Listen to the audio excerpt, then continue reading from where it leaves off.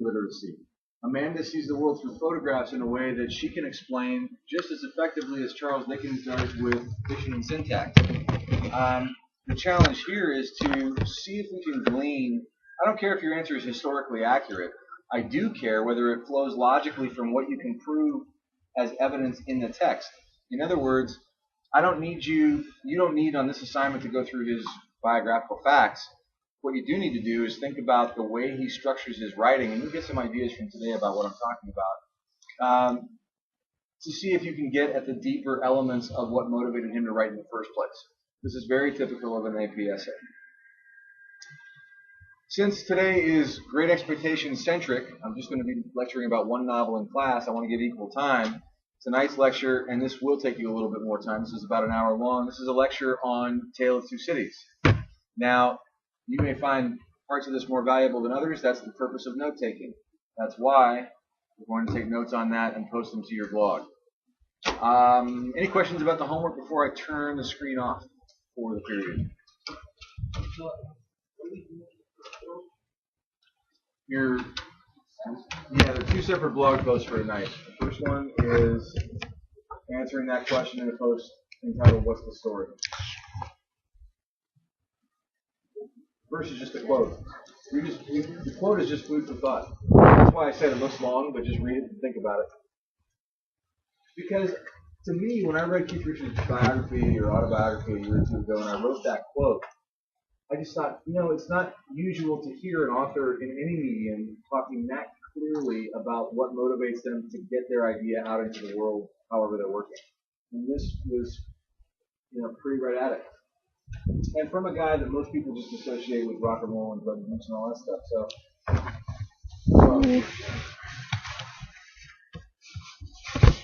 And in a way, when you look at that and you think about how people can move other people, when you think about whatever your SMART goals are or whatever your life design or your own great expectations are, they should be on a par with that. If you're not living the life you want, what the hell are you doing? That's why I try to gear the class around your SMART goals and some of that ways of thinking. And that's why in my email reply to Alex, I said your goals are great, and I'm more curious about the person behind them. Like, what do they serve? They're very practical and they're very well articulated. But, okay, if I want to pass an AP exam, why? If I want to tell a story, why? In the 10th grade, remember in the literature analyses, the way I used to have them structured, it asked you why an author wrote? The younger the kid, the more often they'll say because of money. Oh, authors write to get money because kids see books and they know that something is for sale, and they go, okay, so that's a job. Wow, what a miserable way to make money. So many better ways to make money. They got a few pieces of paper and so.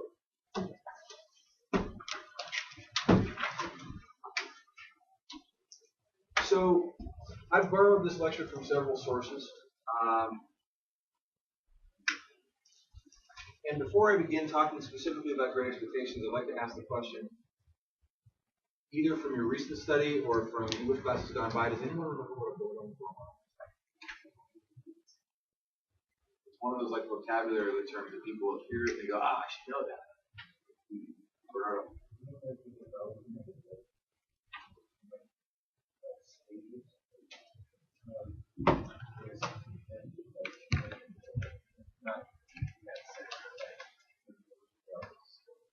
It's a coming-of-age novel. It's a novel of education that takes someone either chronologically or psychologically through the process of going from child to adolescent to adult. We see that with Pip. So that I know who I'm talking to, how many people in here read Great Expectations for the last semester? All right. Well, feel free to chime in when I ask for audience participation along the way. That's why it's this. And one of the things I do really want to make sure you all understand is if you read Great Expectations and you're not sure of what I'm saying, go in and look it up, please, because tomorrow the Tale of Two Cities person is going to be asking you to explain this further, and if you don't know, it's going to be a hard conversation. If you're a Tale of Two Cities person listening to this, write enough down so that it makes sense so that you know where you'd like the conversation to go tomorrow. So, Great Expectations is sort of a Bildungsroman built around a Cinderella story. The book is all about childhood fantasies. Great expectations are what you have when you're a child, ideally looking at the world and envisioning it to your One of the ways that we distinguish a child from an adult is in how well they augment their expectations and their internal fantasy world with what they actually have to deal with outside, reality.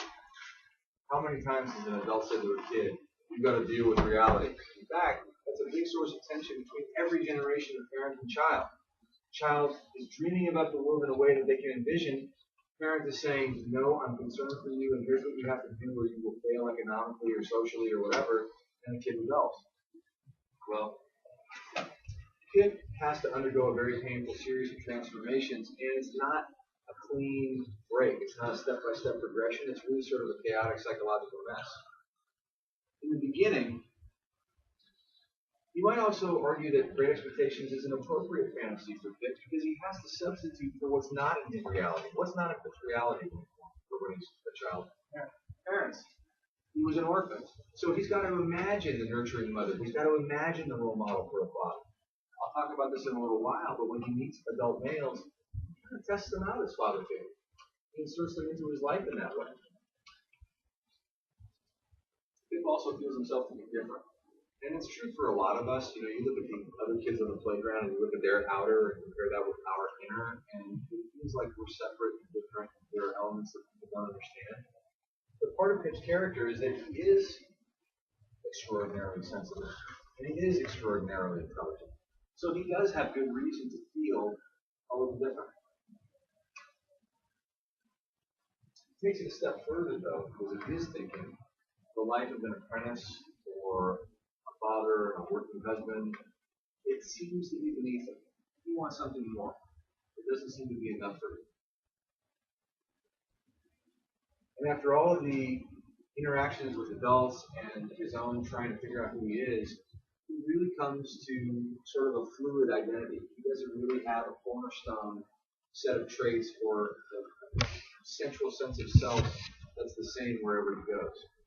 You know, it's harder for people to be different in different circumstances now with the internet because you've got pictures and stories following you from place to place, relationship to relationship, year to year. But for Pip, we don't have that at all. He doesn't even know in his own mind whether or not he's wicked or whether or not he's a good boy. He really doesn't have a concept of normal between us. So let's talk about some characters that are typical of fairy tales that enter his life and have a big influence on him. Here I'm talking about Havisham and Magwitch. And I'll start with Magwitch. Magwitch represents the archetypal bogeyman. And throughout this, when you talk about Cinderella and myth and archetypes like this, the reason that you hear me connecting the dots so often, comparing this literature with that literature, or even this literature with that movie, with that rap song, or whatever, is because there really are only something like 7 plot lines throughout history. Every story is based on a different story. All of these stories that we talk about today, right now there's nothing new. And I'm not just talking about the movies that were made out of 70s TV shows. I'm talking about everything's made out of something else as well. Magwitch is an archetype. He's the inevitable threat. He's the stranger. He shows up in Pip's life as the embodiment of everything that a child fears might happen in the dark. He's also, I have a 3-year-old daughter. He's also that thing that most adults are supposed to protect their children from. So he highlights 2 things at once: a very real risk in the world of Pip, and he highlights the absence of Pip's protective parents who would ordinarily be in a situation to protect him. He blows into the first chapter and shows his capacity for wickedness. Does anybody remember how he eats? Yeah, like a dog. And later we'll talk about that in terms of class, but it's also like a primitive animal. And animals are vicious, they're self-serving, they're not very kind, they're out for their own gain. And so all of these kinds of images are flowing from Pip's thinking about this, as well as animals are violent. It's a dog-eat-dog world, like with that, loose and short and hot. These kinds of things are associated with that. And even though Magwitch isn't explicitly violent, it sort of operates under this emotional sort of Damocles that creates attention. There's another dimension to this, which is that in Magwitch we've got a mirror for Pip. Language is the embodiment of a potential version of Pip if things continue to go badly. This could be a version of the way Pip's life turns out. Pip already suspects himself of having some of these characteristics in his personality, and Magwitch intensifies that.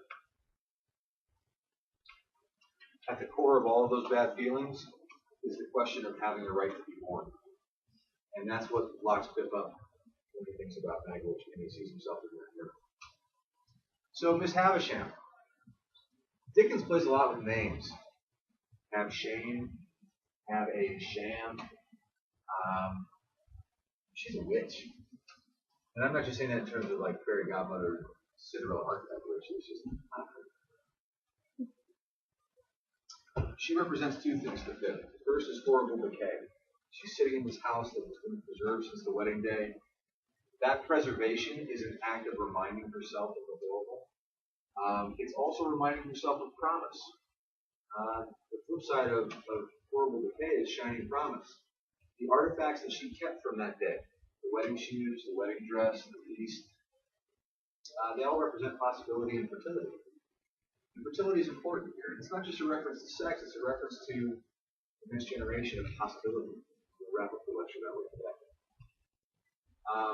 But the preservation of those elements represents their loss, and she really kind of lost it. What's Pip's first reaction to Estella? And the one who dominates his relationship with her?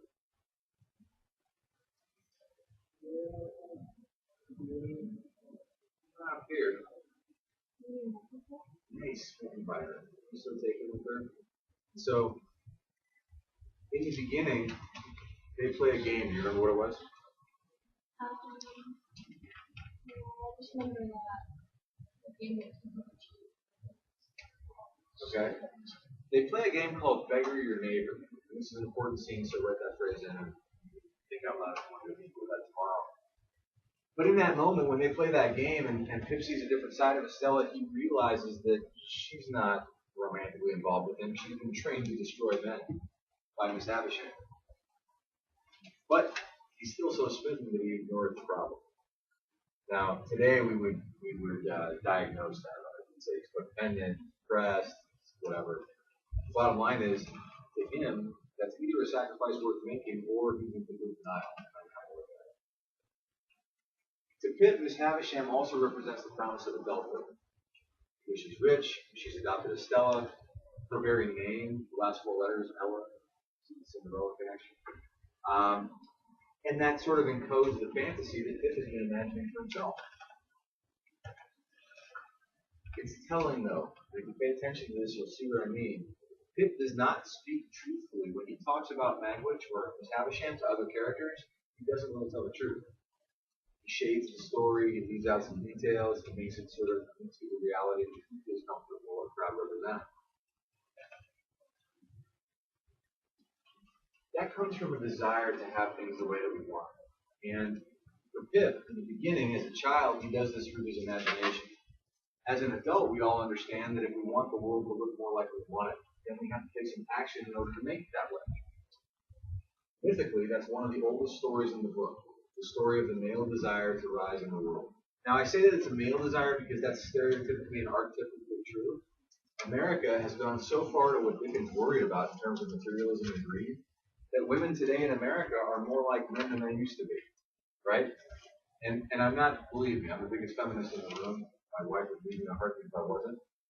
But I will tell you that never before has there been so much desire in females to have the corner office, to drive the race car, to do, it's like the Annie, get your gun, anything you can do, I can do better.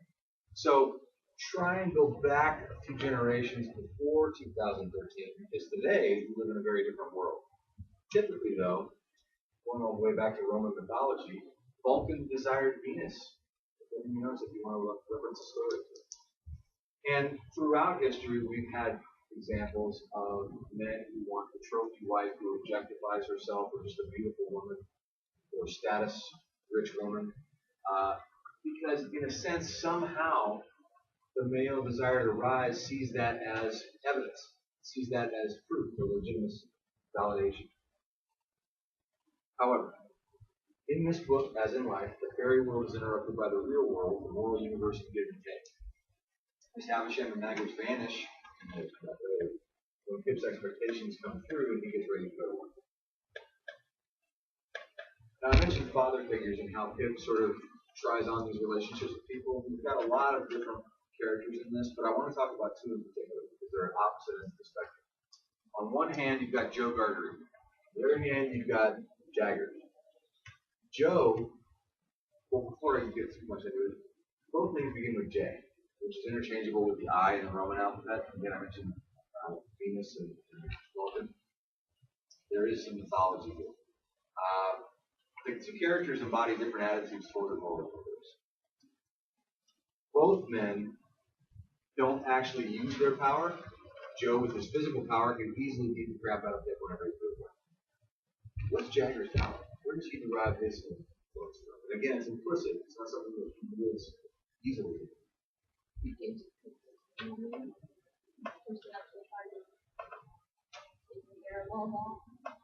Yeah, and he's definitely money-oriented and very materialistic and pragmatic. But what does he use against people to keep them in control? What does he use to keep them loyal or in line?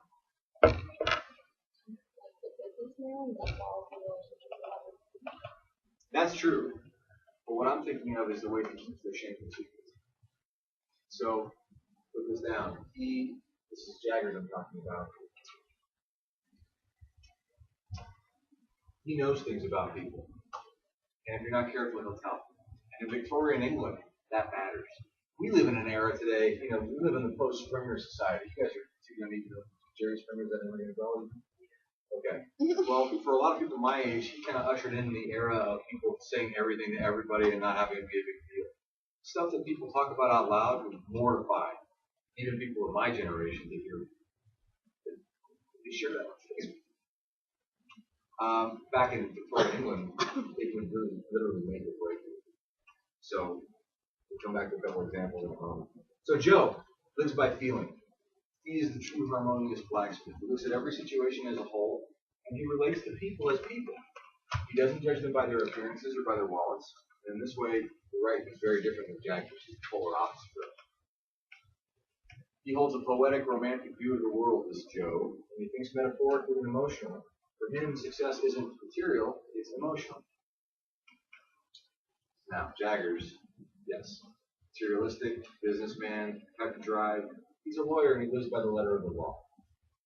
He breaks each situation down into evidence. And, Joe is like a lot of my high school students.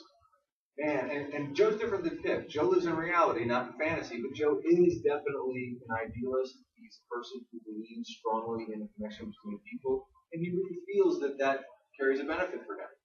He's not a pure altruist. He's doing this because this is where his heart gains its sense of being his own. And in a way, he's like my high school students, where some of you really just have this amazing set of visions for yourself, and you're out there pursuing it in ways that I wish that more people did. Then there are some of you like Jack who say, exactly what else do I have to do? What's the letter of what I have to do? And I'm not going to do one thing at all. And that's very much Jagger's.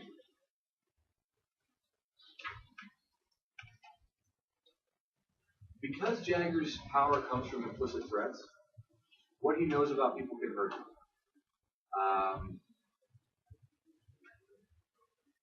He also doesn't trust anything except facts. The factual world is the only world that can be trusted, literally. He's a material success, but he and Joe don't have a lot in common. They're literally opposite ends of that spectrum. And we see that in the way that they both respond to a woman and her infant son. Sorry, baby, I should say. When Joe comes across Mrs. Joe and her infant brother, he adopts them even though the circumstances of his marriage are less than ideal and the child's not even his. But he still feels compelled because of his worldview to do what he thinks of as the right thing. Jagger's, in contrast, separates the mother from the child, puts the child up for adoption to the highest bidder, which turns out to be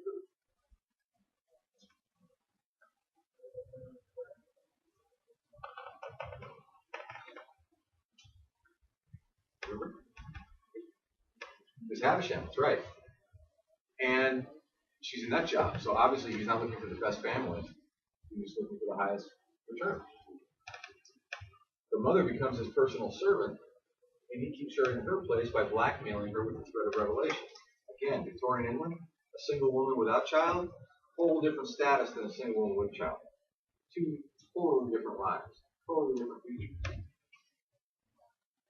Joe and Jaggers in their relationship with Pip also give us an opportunity to contrast.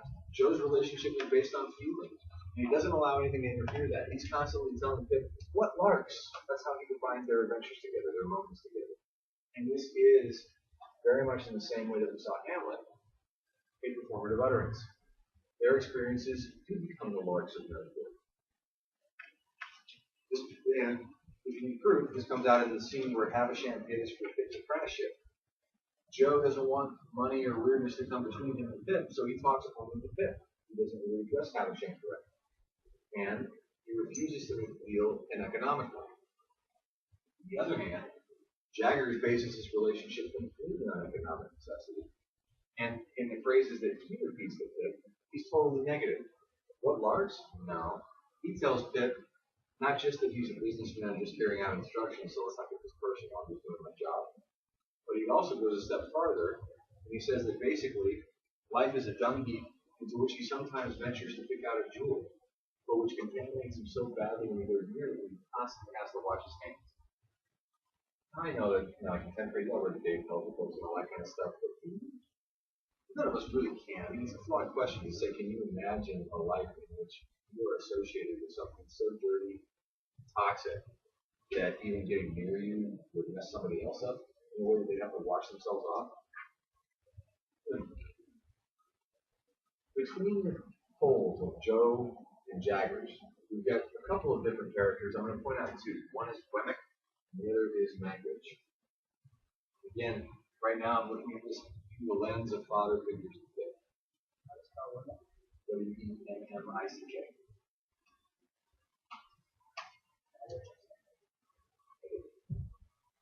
Wemmick and Magwitch are both minds divided, but they're divided by different things. For Wemmick, he's a different person at home than he is at work. His personal and professional lives are so compartmentalized that his face literally changes shape as he commutes between Walworth and Little Britain. Now, I can tell you that there are times that my face at work doesn't look like my face at home, but that was me about 10, 15 years ago. Me now, I'm basically the same guy.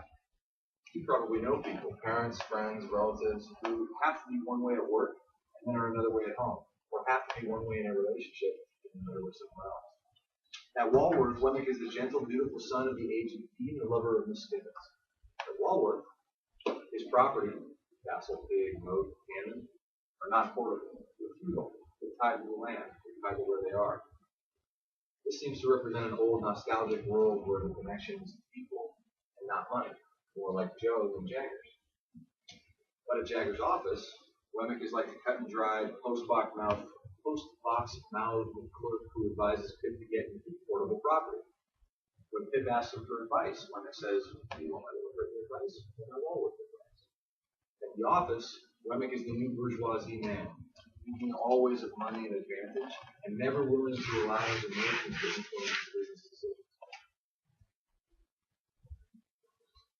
Magwitch is also of more than one mind about this. He's also fluid, but his isn't from place to place. His is over the time of his life. I said that Magwitch is kind of an example of Pip if it turns out badly, one potential possibility of Pip's life. Think about how we met Pip in chapter 1. We meet Magwitch in chapter 42. And in that chapter, I'm quoting here, Magwitch says, "I've no more notion where I was born than you have. There's so much. I first become aware of myself down in Essex, receiving terms for my living. Someone had run away from me, a man, a tinker. He took the fire with him, left me very cold. I knowed my name to be Magwitch Percent. How did I know it? Much as I know the bird's name in the hedges of each finch, sparrow, thrush. I might have thought it was all lies together, only as the birds' names come out true, I suppose mine did." The key turning point for Magwitch's life, does anyone know it? When did Magwitch change? Yeah. Magwitch says, "The good life begins after Pip stood my friend," which is also chapter 42. And the doubleness or the turn of his life encourages Pip to see that An evil life can be turned around. It's a Portuguese aphorism where there's life, there's hope. So, great expectation heads toward a resolution through Pip's confrontation of the good within the bad. Dickens doesn't pretend that this person is all good and this person is all bad, or the civilization is one or the other for the most part. But he does put Pip through some serious revelations. And there are four of them that I want to talk about in public. First, Miss Havisham is not Pip's fairy godmother. Pip is not the son of a metaphorical dynasty from monoism. Second, along with Miss Havisham in that household, Stella is not intended for Pip. It's not intended for anybody. He comes to understand that he was just part of her training process. He's a prop. Her training process is to destroy men. Now, he suspected that all along, but the revelation isn't just that. It's also coming to understand Stella not as a beautiful spirit, not as this crystallized angel that he has constructed in his own imagination, but the daughter of a murderess and a criminal, whose origins are even more ignoble than his own. She started from humble beginnings in Egypt. Third, Magwitch the convict has in fact authored or orchestrated some of Pip's expectations. He's contributed mightily to what Pip thinks of as his own thoughts. I'll tell you how many times I've had a spirited conversation with a student. I'll call it an argument. A spirited conversation where the student's telling me stuff. The student's saying, this is the way I think, this is what I know. And it's so clear to determine when that's really true and original thinking and when it's just something they heard from somebody else and they don't have any evidence or representing their own thinking. Well, here it comes to the realization, and this is in your own lives, your own building your own life. When you come to realize, wait a second, why do I believe? Why do I think? Why? And then, who's to say? You may do your own research and come to find out that that's exactly right, but at least you've done it for yourself. So Pip comes to understand that some of what he thought of as his expectations are really not. Last but not least, I don't know that Dickens wrote with the concept of karma, but Pip does come to understand that psychological energy is never lost or created, just recycled. Does anyone know what karma is? That's the simplest version. That's exactly right. What goes around comes around. We talked about this in the 10th grade with the Upanishads, some of that stuff. You probably heard somebody say instant karma, like when somebody goes, oh, you jerk. Oh, and then they think themselves, instant karma. Well, Pip comes to realize that, he was secretly glad, remember, when Orlick attacked Mrs. Joe, because he saw Mrs. Joe as evil. But later on, when Orlick attacks him, he comes to realize, maybe I have to see myself in the same role, or maybe it's not a person that is this or that. Maybe it's the psychological energy we bring to situations that makes us this or that. And the implication of all of this is that he doesn't see the world the way Jagger did. It's not a steaming pile of dung. It's a dung heap that fertilizes everything that grows. It might still be messy, and it might still be awful, and it might still be stinky, but there is good to be bad, and there is bad to be good. The professor that I borrowed this from said, a beautiful flower literally grows out of shit. I prefer Yeats's Crazy Jane. He put it much more eloquently in a full drop and blues violent poetry. God has pitched his tent in the place of excrement. Now, Joe has essentially accepted this moral compromise. I mentioned that Joe is all about emotion and connection, and that sounds idealistic. But Joe lives in the real world. He's not a fantasizer like Pip is. Although he's not an intellectual, he sees that the moral universe is a complicated place where people are always changing rules and cannot be taken at face value. And let's talk about that etymology. Where does the concept of face value come from?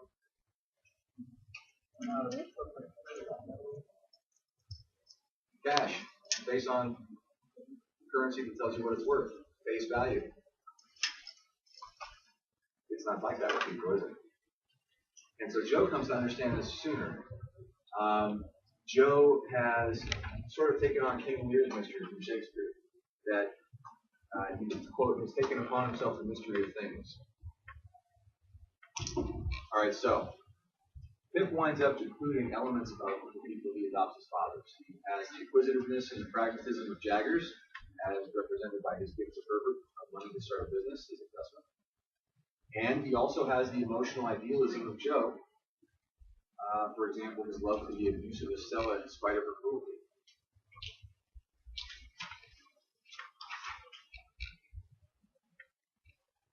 But Pip remains a fantasizer. He's not like Joe or Magwitch.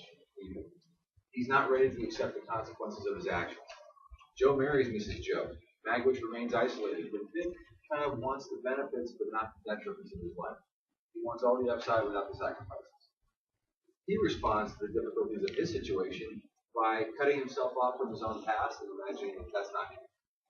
By separating himself from those who care about him because he doesn't want the painful reflection of who he really is. Devoting himself to Estella, who actually keeps herself separate, so he doesn't really have to deal with her either. And ultimately, he becomes a snob because he commits himself to an idea of who he is, but there is no idea of who he is. He's not really able to. All he's able to say is, I'm not them. But there's no answer to the question, then, well, who are you? And therefore, what are you prepared to commit to, and what would you sacrifice for? And then, what would you see as value for the sacrifice? In a way, he represents his own flaws by talking badly about other people. He complains about humiliations by Jaggers, Trap Boy, the difficulties with Stella. He's got a bad attitude towards Joe. Does he have a positive relationship with him? I'm sure I don't remember. Yeah, it was fundamentally not himself, you're right. So, for Pip, autobiography is confession. The closest he can get to talking about this stuff is going through the events of his life. Reckoning at middle age with the problems of his youth. However painful.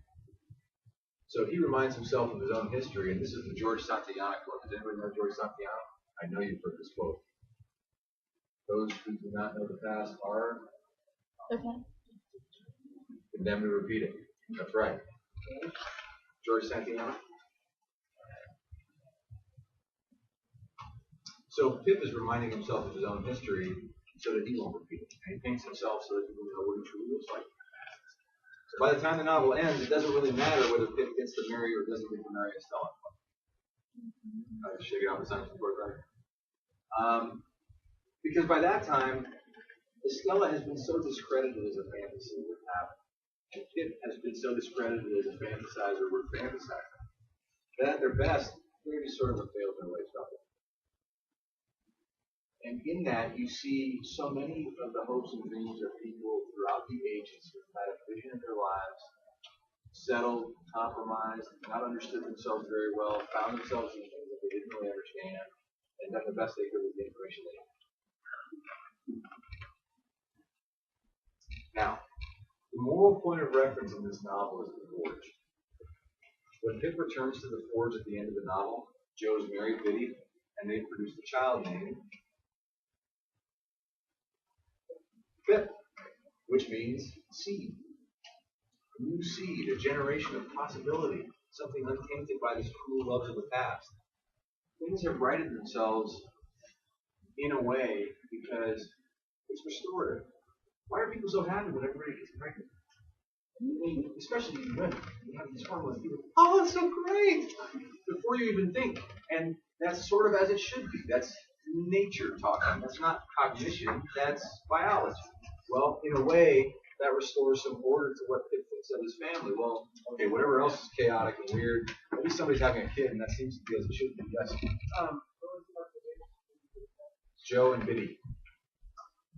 However, even though that is, in a way, a good thing because it represents a new innocent possibility, there's also still compromise, and that's really throughout the book. Because Pip is the only one in the family who's sort of on the side. Everybody else in that family is central, but Pip never in the middle of any relationship in this book. And the last point I want to make before we kick off is that one way to view the novel is as a reflection of Dickens' own attitudes toward the narrative. And this is what I was driving at with some of the common stuff in the last few days. Part of the novel is Joe, sentimental and emotional. The other part is Jaggers, deeply controlled and materialistic. And Pip's journey is how he navigates the waters between the one which is more typical of fantasy and childhood, and the other, which is more typical of pragmatism and reality and result. Or if not enlightenment, at least mature. Questions or comments? Yes. Dickens' own attitude from neither what? No.